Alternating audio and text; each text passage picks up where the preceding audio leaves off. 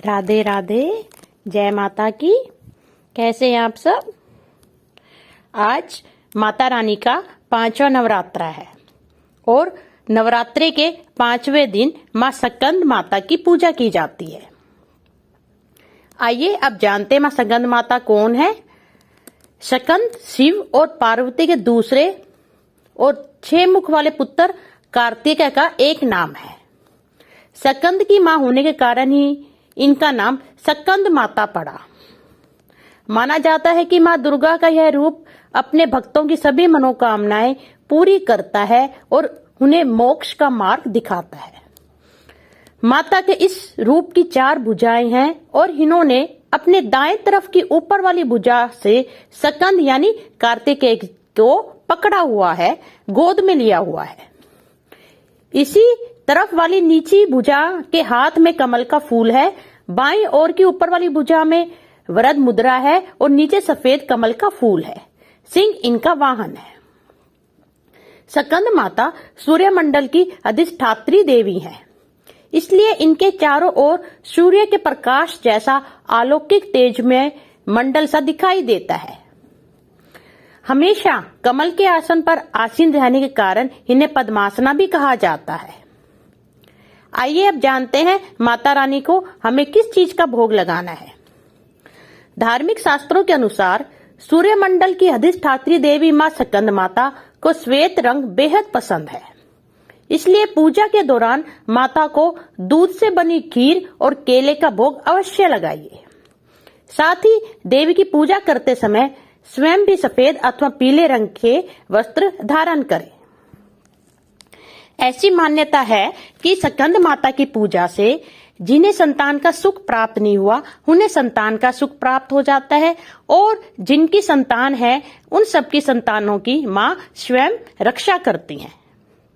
सकंद माता अपने भक्तों की अपनी संतान की तरह ही रक्षा करती हैं, यह माना जाता है। शास्त्रों में यह वर्णित है। जय माता की। मैं हूं आकांक्षा और आप सबका बहुत बहुत स्वागत करती हूं आपके अपने YouTube channel Krishna magical world में। जैसे कि दुर्गा सप्तशती के अपने पाठ चल रहे हैं, आज की वीडियो में हम दुर्गा सप्तशती के 5वें अध्याय का श्रवण करेंगे। चलिए शुरू करते हैं। ओम गण गणपते नमः। 5वां अध्याय। देवताओं द्वारा देवी की स्तुति। चंडमुंड के मुख से अंबिका के रूप की प्रशंसा सुनकर शुंभ का उनके पास दूत भेजना और दूत का निराश लौटना। ओम इस उत्तर चरित्र के रुद्र ऋषि हैं, मां सरस्वती देवता है, अनुष्टुप छंद है, भीमा शक्ति है, भ्रामरी बीज है, सूर्य तत्व है और सामवेद स्वरूप है। मां सरस्वती की प्रसन्नता के लिए उत्तर चरित्र के पाठ में इसका विनियोग किया जाता है।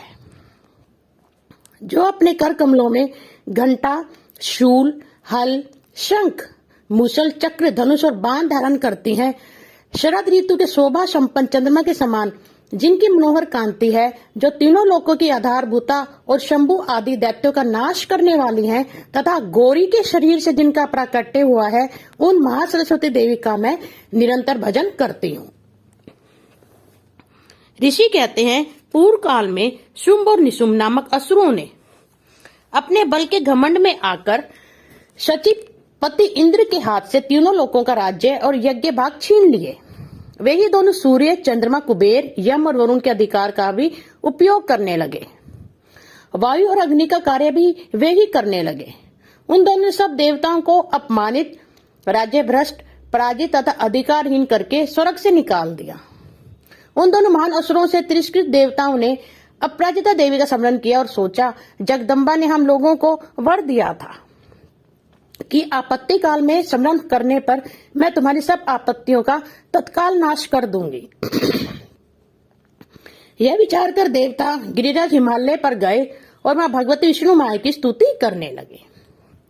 देवता बोले, देवी को नमस्कार है, महादेवी शिवा को सर्वदा नमस्कार है, प्रकृति एवं भद्रा को प्रणाम है। हम लोग नियम पूर्वक जगदम्बा को नमस्कार करते हैं।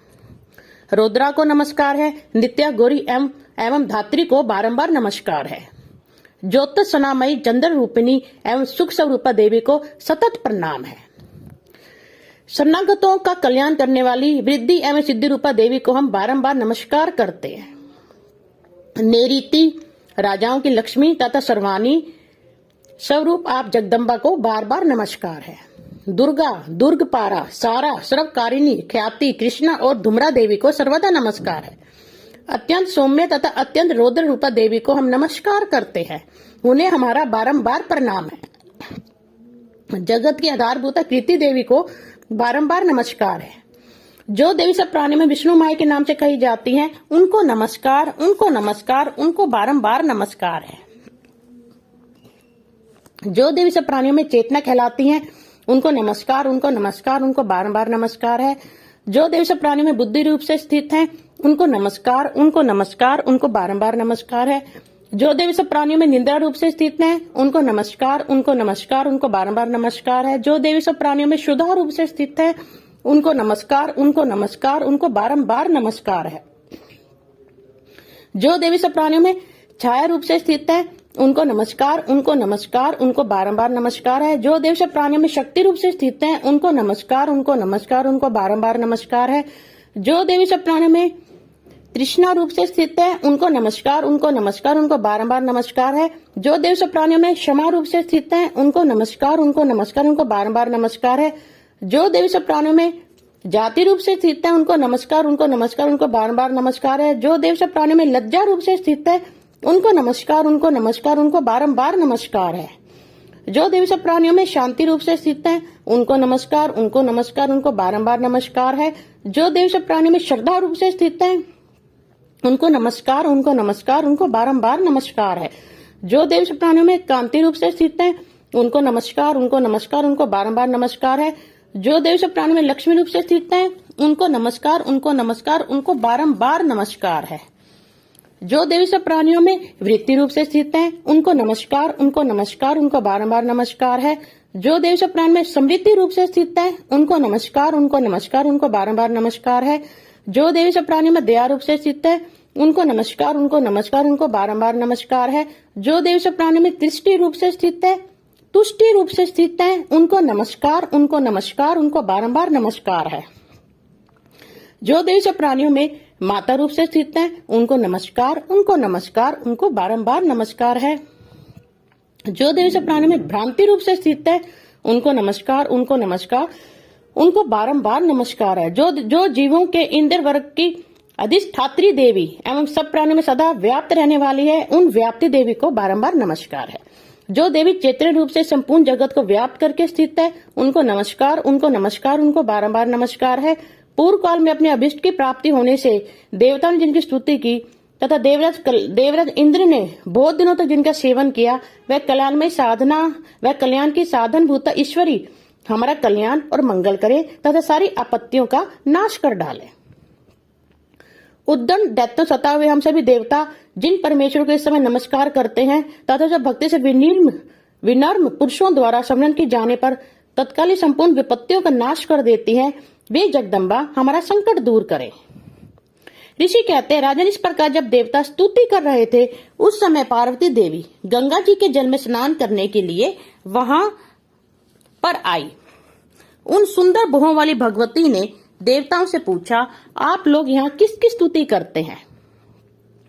तब उन्हीं के शरीर कोश से प्रकट हुई शिवा देवी बोली, शुंभ दैत्यों से तिरस्कृत और युद्ध में निशुंभ से पराजित हो यहाँ एकत्रित हुए ये समस्त देवता यह मेरी ही स्तुति कर रहे हैं। पार्वती जी के शरीर कोश से अंबिका का प्रादुर्भाव हुआ था, इसलिए समस्त लोकों में कौशिकी कही जाती हैं। कौशिकी के प्रकट होने के बाद पार्वती देवी का शरीर काले रंग का हो गया, अतः वह हिमालय पर रहने वाली कालिका देवी के नाम से विख्यात हुई। तदनंतर शुंभ निशुंभ के भृत्य चंडमुंड वहां आए और उन्होंने परम मनोहर रूप धारण करने वाली अंबिका देवी को देखा। फिर वे शुंभ के पास जाकर बोले, महाराज, एक अत्यंत मनोहर स्त्री है जो अपनी दिव्य कांति से हिमालय को प्रकाशित कर रही है। वैसा उत्तम रूप कहीं किसी ने नहीं देखा होगा। असुरेश्वर, पता लगाइए वह देवी कौन है और उसे ले लीजिए। स्त्रियों में तो वह रतन है, उसका प्रत्येक अंग बहुत ही सुंदर है तथा वह अपने श्री अंगों की प्रभा से संपूर्ण दिशाओं में प्रकाश फैला रही है। दैत्यराज, अभी वह हिमालय पर ही मौजूद है, आप उसे देख सकते हैं। प्रभु तीनों लोकों में मणि, हाथी और घोड़े आदि जितने भी रत्न हैं, वे सभी समय आपके घर में शोभा पाते हैं।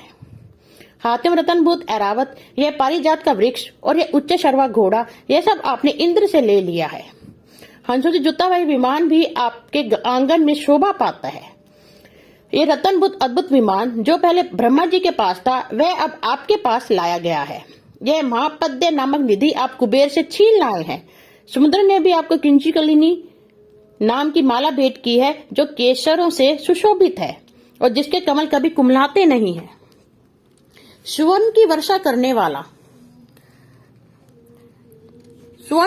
करने वाला वरुण का छत्र भी आपके घर में शोभा पाता है, तथा यह श्रेष्ठ रथ जो पहले प्रजापति के अधिकार में था, अब आपके पास मौजूद है। दैत्येश्वर मृत्यु की उत्क्रांतिदा नाम वाली शक्ति भी आपने छीन ली है, तथा वरुण का पाश और समुद्र में होने वाले सब प्रकार के धन आपके भाई निशुम्भ के अधिकार में है। अग्नि ने भी स्वतः शुद्ध किए हुए 2 वस्त्र आपकी सेवा में अर्पित किए हैं। दैत्यराज, इस प्रकार सभी रत्न आपने एकत्रित कर लिए हैं। फिर जो यह स्त्रियों में रत्न रूप कल्याणमयी देवी है, इसे आप क्यों नहीं अपने अधिकार में कर लेते।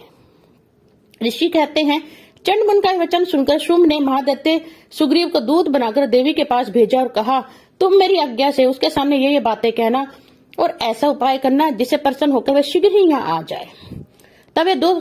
तब वह दूत पर्वत के अत्यंत रमणीय प्रदेश में जहाँ देवी मौजूद थी गया और मधुर वाणी में कोमल वचन बोला। दूत बोला, देवी, दैत्यराज शुंभ इस समय तीनों लोकों के परमेश्वर है। मैं उन्हीं का भेजा हुआ दूत हूँ और यहाँ तुम्हारे ही पास आया हूँ। उनकी आज्ञा सदा सब देवता एक स्वर से मानते हैं, कोई उसका उल्लंघन नहीं कर सकता। वे संपूर्ण देवताओं को परास्त कर चुके हैं। उन्होंने तुम्हारे लिए भी जो संदेश दिया है उसे सुनो। संपूर्ण त्रिलोकी मेरे अधिकार में है। देवता भी मेरी आज्ञा के अधीन चलते हैं। संपूर्ण यज्ञों के भागों को मैं ही पृथक पृथक भोगता हूँ। तीनों लोगों में जितने श्रेष्ठ रत्न हैं, वे सब मेरे अधिकार में है। देवराज इंद्र का वाहन ऐरावत, जो हाथियों में रत्न के समान है, मैंने छीन लिया है। क्षीर सागर का मंथन करने से जो अश्व रत्न उच्च शर्वा प्रकट हुआ था, उसे देवताओं ने मेरे पैरों पर पड़कर समर्पित किया है। सुंदरी, अब उनके सिवा और भी जितने रत्नभूत पदार्थ देवता, गंधर्व और गणों के पास और नागों के पास थे, वह सब मेरे ही पास आ गए हैं। देवी, हम लोग तुम्हें संसार की स्त्रियों में रत्न मानते हैं, अतः तुम हमारे पास आ जाओ, क्योंकि रत्नों का उपभोग करने वाले हम ही हैं। चंचल कटाक्ष वाली सुंदरी, तुम मेरी या मेरे भाई महापराक्रमी निशुम्भ की सेवा में आ जाओ, क्योंकि तुम रत्न स्वरूपा हो। मेरा वरण करने से तुम्हें तुलना रहित मान ऐश्वर्य की प्राप्ति होगी। अपनी बुद्धि से विचार कर तुम मेरी पत्नी बन जाओ। ऋषि कहते हैं, दूत के यूं कहने पर कल्याण में भगवती दुर्गा देवी, जो इस जगत को धारण करती हैं, मन ही मन गंभीर भाव से मुस्कुराई और इस प्रकार बोली। देवी ने कहा, दूत, तुमने सत्य कहा है, इसमें तनिक भी मिथ्या नहीं है। शुंभ तीनों लोकों का स्वामी है और निशुम्भ भी उसी के समान पराक्रमी है, किंतु इस विषय में मैंने जो प्रतिज्ञा कर ली है उसे मिथ्या कैसे करूं। मैंने अपनी अलग बुद्धि कारण पहले से जो प्रतिज्ञा कर रखी उसे सुनो। जो मुझे संग्राम में जीत लेगा, जो मेरे अभिमान को चूर्ण कर देगा, तथा संसार में जो मेरे समान बलवान होगा, वही मेरा स्वामी होगा। इसलिए शुंभ अथवा महादैत्य निशुम्भ स्वयं ही यहाँ पधारे और मुझे जीतकर शीघ्र ही मेरा पानी ग्रहण कर ले। इसमें विलंब की क्या आवश्यकता है। दूत बोला, देवी, तुम घमंड में भरी हो, मेरे सामने ऐसी बातें ना करो। तीनों लोकों में कौन ऐसा पुरुष है जो शुंभ निशुम्भ के सामने खड़ा हो सके। देवी, अन्य दैत्यों के सामने भी सारे देवता युद्ध में नहीं ठहर सकते, फिर तुम अकेली स्त्री होकर कैसे ठहर सकती हो। जिन शुंभ आदि दैत्यों के सामने इंद्र आदि सब देवता भी युद्ध में खड़े नहीं हुए, उनके सामने तुम स्त्री होकर कैसे जाओगी। इसलिए तुम मेरे ही कहने से शुंभ निशुम्भ के पास चली जाओ। ऐसा करने से तुम्हारे गौरव की रक्षा होगी, अन्यथा जब वे केश पकड़कर घसीटेंगे तब तुम्हें अपनी प्रतिष्ठा खोकर जाना पड़ेगा। देवी ने कहा, तुम्हारा कहना ठीक है। शुंभ बलवान है और निशुम्भ भी बड़े पराक्रमी है, किंतु क्या करूं, मैंने पहले बिना सोचे समझे प्रतिज्ञा कर ली है, अतः अब तुम जाओ। मैंने तुमसे जो कुछ कहा है वह सब दैत्यराज से आदर पूर्वक कहना, फिर वे जो उचित जान पड़े करे। इस प्रकार श्री मार्कंडेय पुराण में सार्वजनिक मनवंतर कथा के अंतर्गत देवी महात्म्य में देवी दूत संवाद नामक 5वां अध्याय पूरा हुआ। ओम तत्सत, ओम तत्सत, ओम तत्सत। जय माता की। अगर आपको दुर्गा सप्तशती का ये सुंदर सा पाठ अच्छा लगा हो तो इसे शेयर करना मत भूलिएगा। अब मैं चलती हूँ। कल मैं आपको छठा और सातवां अध्याय एक साथ सुनाऊंगी क्योंकि ये दोनों बहुत छोटे अध्याय है। जय माता की, धन्यवाद।